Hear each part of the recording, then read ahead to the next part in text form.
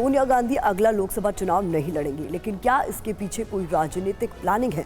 सोनिया गांधी ने रायबरेली के लोगों को जो चिट्ठी लिखी, उसमें कई राज छिपे हुए हैं। सोनिया की राजनीतिक विरासत किसे मिलेगी और आखिर सोनिया गांधी राज्यसभा जाकर लोकसभा की राजनीति कैसे बदलेंगी? इस बार न्यूज मेकर सोनिया गांधी।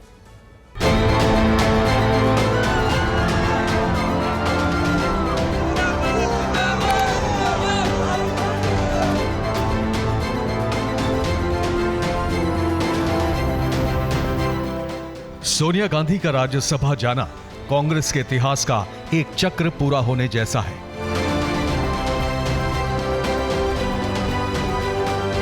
कांग्रेस की सबसे ताकतवर नेता और देश की प्रधानमंत्री इंदिरा गांधी ने भी अपने संसदीय करियर की शुरुआत राज्यसभा से की थी।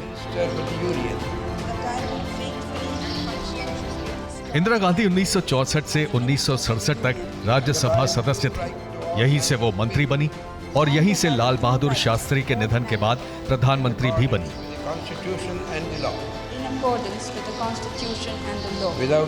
अब तक नेहरू गांधी परिवार से 8 सदस्य सांसद रह चुके हैं। सास इंदिरा के बाद सोनिया परिवार की पहली होंगी जो ऊपरी सदन में बैठेंगी।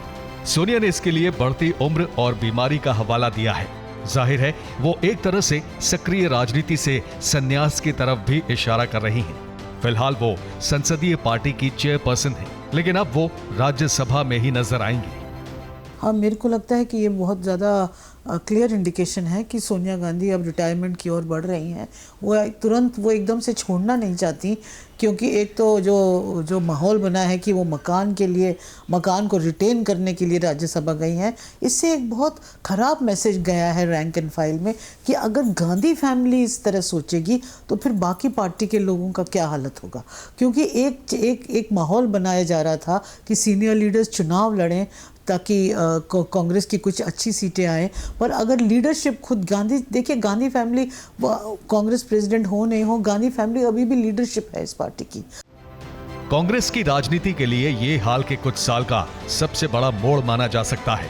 सोनिया गांधी का राज्यसभा जाना चुनौतियों से जूझ रही पार्टी के लिए एक और चुनौती जोड़ने वाला रहेगा।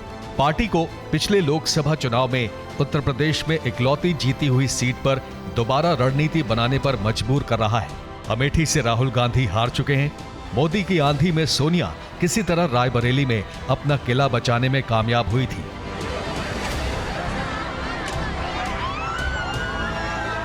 लेकिन अगर इस सीट को गांधी परिवार छोड़ देता है तो पार्टी के लिए चुनाव से पहले एक बड़ी समस्या सामने आ जाएगी। सोनिया ने तय कर लिया है कि वो रायबरेली से लोकसभा चुनाव नहीं लड़ेंगी। राहुल के भी अमेठी लौटने पर शक है।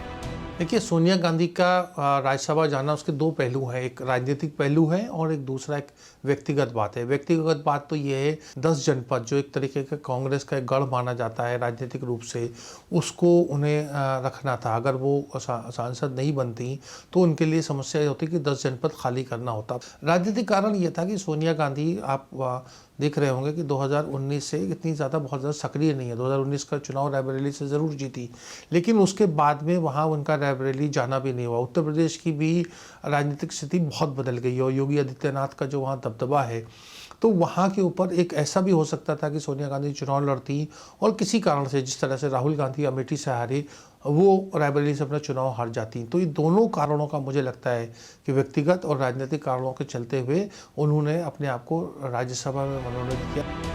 राज्यसभा नामांकन से पहले सोनिया गांधी ने रायबरेली के लोगों के नाम एक भावुक चिट्ठी लिखी, जिसमें उन्होंने कहा कि रायबरेली के लोगों ने उन्हें तब संभाला जब वो अपनी सास इंदिरा गांधी और पति राजीव गांधी को खोने के बाद आई थी। सोनिया ने रायबरेली की जनता को याद दिलाया कि उनका कांग्रेस पार्टी से रिश्ता फिरोज गांधी के वक्त से है और कहा कि सोनिया आज जो भी हैं वो वहां के लोगों की वजह से ही हैं। अमेठी छोड़ी नहीं, हाँ 2 जगह से चुनाव लड़े। श्री नरेंद्र मोदी जी भी 2 बार 2 जगह से चुनाव लड़े। ऐसा तो है नहीं कि कोई पहले एक अजूबा जो है हुआ और वो श्री राहुल गांधी जी ने किया। हाँ, जब वो जीते तो उन्होंने फिर वो वायनाड से भी जीते, अमेठी से चुनाव में पराजित हो गए। तो लेकिन पराजय का अर्थ ये नहीं है कि अमेठी को छोड़ दिया। अमेठी के साथ जो उनका रिश्ता है वो अटूट बिल्कुल बना हुआ है, आगे भी बना रहेगा, और उससे जय और पराजय से उसका कोई संबंध नहीं है। पहले भी आसान था, चूंकि समाजवादी पार्टी वगैरह उनको सपोर्ट करती थी, इसलिए वहाँ चुनाव जीतती थी। और रायबरेली सहित हम उत्तर प्रदेश की 80 की 80 सीटें जीतेंगे, बीजेपी का गठबंधन जीतेगा। सोनिया गांधी ने सीधे ही रायबरेली के लोगों को संबोधित किया और उन्हें परिवारीजन लिखा, लेकिन यह भी इशारा किया कि उनकी लोकसभा सांसद के तौर पर पारी भले ही खत्म हो रही हो, वो इस इलाके की जनता से रिश्ता तोड़ना नहीं चाहती। सोनिया गांधी 1999 में पहली बार अमेठी से सांसद बनी। इसके बाद वो 7 बार लोकसभा चुनाव जीत चुकी हैं, जिनमें 2006 में हुआ उपचुनाव भी शामिल है। इस परिवार से मेनका गांधी 8 बार लोकसभा चुनाव जीत चुकी हैं। सोनिया गांधी 7 बार, इंदिरा गांधी 5 बार, जिसमें 1 बार वो उपचुनाव जीती। राहुल गांधी 4 बार, वरुण गांधी 3 बार, राजीव गांधी 3 बार, जवाहरलाल नेहरू 3 बार और संजय गांधी 1 बार लोकसभा चुनाव में विजयी हुए। लेकिन सिर्फ सांसद नहीं, बल्कि सोनिया की असली विरासत पार्टी की सबसे लंबे वक्त के अध्यक्ष पद पर रहना हुआ। सोनिया 1991 में राजीव की हत्या के बाद खामोश रही। कांग्रेसी लगातार उन्हें राजनीति में आने की गुजारिश कर रहे थे। आखिरकार 1998 में उन्होंने राजनीति में आने का ऐलान किया। सीताराम केसरी को हटाकर सोनिया पार्टी अध्यक्ष बनी। अगले साल हुए चुनाव में पार्टी का वोट शेयर थोड़ा बढ़ा और सोनिया अमेठी से चुनाव जीतकर लोकसभा पहुंची। 2004 में कांग्रेस ने सबको हैरान करते हुए बीजेपी को हरा दिया और यूपीए की सरकार बनी। कांग्रेस अध्यक्ष होने के बावजूद सोनिया ने पीएम ना बनने का फैसला करके सबको चौंका दिया और मनमोहन सिंह को पीएम पद दिया। 2009 में पार्टी ने न सिर्फ सीटें बढ़ाई बल्कि वोट शेयर भी बढ़ा। हालांकि 2014 और 2019 के चुनाव में पार्टी की हालत खराब हो गई। सोनिया गांधी ने 2017 में राहुल गांधी के लिए कांग्रेस अध्यक्ष पद से इस्तीफा दे दिया। देखिए, सोनिया गांधी का जो राजनीतिक सफ़र है उसमें वो इतिहास में 138 साल के इतिहास में सोनिया सबसे ज़्यादा समय रहने वाली कांग्रेस अध्यक्षा रही हैं। चाहे वो पंडित जवाहरलाल नेहरू हों, इंदिरा गांधी हों, राजीव गांधी हों या और जो गैर गांधी परिवार के सदस्य भी जो थे, जो कांग्रेस के बार बार अध्यक्ष बने, उससे ये सबसे ज़्यादा बाजी मार चुकी है, सबसे ज़्यादा वो है। उनका कार्यकाल बहुत ही अच्छा और बहुत ही बेहतरीन रहा, लेकिन वो उस परिस्थितियों में रहा जो 1998 में जब वो आई सक्रिय राजनीति में और वो कांग्रेस की अध्यक्षा बनी, और उसका एक पड़ाव था जो हम उसको 2004 तक मान सकते हैं या 2014 तक। सोनिया गांधी के राज्यसभा जाने से सवाल उठ रहा है कि क्या गांधी परिवार का ये अभेद्य दुर्ग भी अमेठी की तरह ढह जाएगा या सोनिया गांधी के बाद परिवार से ही कोई इस सीट पर उतरेगा। एक बार सोनिया गांधी की चिट्ठी फिर देखिए। उसमें उन्होंने लिखा है कि रायबरेली के लोग आगे भी परिवार का वैसे ही ध्यान रखें जैसा रखते आए हैं। क्या यही इशारा है कि ये सीट उन्होंने प्रियंका गांधी वाड्रा के लिए खाली की है या राहुल गांधी एक बार फिर उत्तर प्रदेश से चुनाव लड़ सकते हैं? क्योंकि रायबरेली की सीट कांग्रेस से ज्यादा परिवार के लिए अहम है, क्योंकि ये सीट नहीं विरासत है। अमेठी और रायबरेली से गांधी परिवार का जुड़ाव फिरोज गांधी के वक्त से है। 1951 में पहली लोकसभा चुनाव में यहां से 2 सांसद चुने जाने का प्रावधान था। जो सांसद यहां से चुने गए वो थे फिरोज गांधी और बैजनाथ कुरील। 1957 में पहली बार रायबरेली सीट बनी। एक बार फिर बैजनाथ कुरील और फिरोज गांधी यहां से चुने गए। 1960 में हार्ट अटैक से फिरोज गांधी का निधन हो गया। इसके बाद आरपी सिंह रायबरेली से चुनाव जीतकर लोकसभा पहुंच गए। 1962 के चुनाव में बैजनाथ कुरील यहां से चुनाव लड़े और जीते भी। 1967 में पहली बार इंदिरा गांधी रायबरेली से चुनाव लड़ी और जीतकर लोकसभा पहुंच गई। 1971 के चुनाव में रायबरेली में इंदिरा गांधी पर सरकारी संसाधनों के गलत इस्तेमाल का आरोप लगा। इसके बाद उनका चुनाव रद्द कर दिया गया। हालांकि बाद में उन्हें सुप्रीम कोर्ट से राहत मिल गई थी, लेकिन चुनाव में धांधली को लेकर इंदिरा गांधी के खिलाफ पूरे देश में एक बड़ा मुद्दा बना। इस मुद्दे को दबाने के लिए इंदिरा गांधी ने इमरजेंसी भी लगा दी थी। सोनिया के राज्यसभा जाने के बाद सवाल एक बार फिर खड़ा हो गया है कि क्या रायबरेली और गांधी परिवार का साथ छूट जाएगा? क्या सोनिया के इस राजनीतिक फैसले में परिवार के आगे की राह है? बीजेपी को लगता है कि रायबरेली से कांग्रेस का नाता कमजोर हो रहा है। ऐसा भी नहीं है कि कांग्रेस हमेशा कांग्रेस का नेतृत्व गांधी नेहरू परिवार के हाथ में रहा, से लोग आए, उनके हाथ में नेतृत्व रहा। लेकिन जब चुनौतियां ज़रा सा गहरी हुई तो हम लोग गांधी नेहरू परिवार की तरफ गए, उनका संबंध लिया और उनकी ताकत का पार्टी को फायदा मिला है। सोनिया गांधी ने रायबरेली तब भी जीती जब मोदी की आंधी में कांग्रेस का दूसरा गढ़ अमेठी उड़ गया। स्मृति ईरानी ने राहुल गांधी को हराकर एक तरह से कांग्रेस की नींव हिला दी। अब जब सोनिया रायबरेली भी छोड़ रही हैं, तो विपक्ष को उम्मीद है कि वो लोकसभा चुनाव में यहां भी अपना झंडा गाड़ देगा।